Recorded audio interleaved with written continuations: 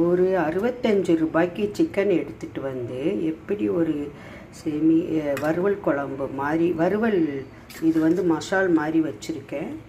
செம்ம டேஸ்ட்டாக இருக்கும். சாதத்தோடு எடுத்து பெசரி சாப்பிட்றதுக்கு ரொம்ப நல்லாயிருக்கும். எல்லாமே வறுத்து அரைச்சனால அப்பப்பப்பப்பா இந்த மசாலா அவ்வளோ ஒரு டேஸ்ட்டாக இருக்குது. நம்ம அதில் கை போடக்கூடாது. அப்பாடி செம்ம டேஸ்ட்டாக இருக்குது வறுவல் குழம்ப.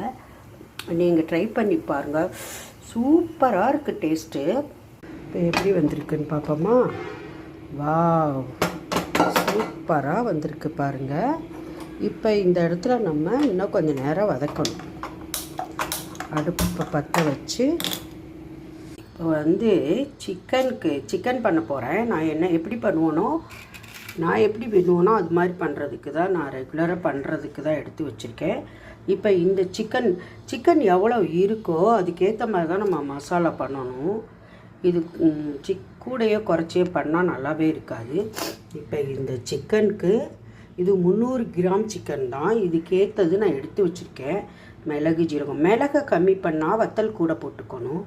மிளகு டேஸ்ட்டு வேணும்னா மிளகு கூட்டிக்கணும். ஆனால் சிக்கனை பொறுத்த மட்டும் மிளகு தான் நல்லாயிருக்கும் கூட வச்சா. மிளகு ஜீரகம் சோம்பு பட்டை கொஞ்சோண்டு கிராம்பு மிளகாய் எடுத்திருக்கேன். இதோட தேங்காய் போட்டு ஒரு மசாலா அரைச்சி இதுவும் அந்த மசாலாவுக்கு தான் உரித்து வச்சுருக்கேன். இப்போ நான் எப்படி பண்ணுறதுன்னு இது எல்லாத்தையுமே ஆயிலில் ஃப்ரை பண்ணிக்கணும். தேங்காயும் போட்டு ஃப்ரை பண்ணால் டேஸ்ட்டாக இருக்கும்.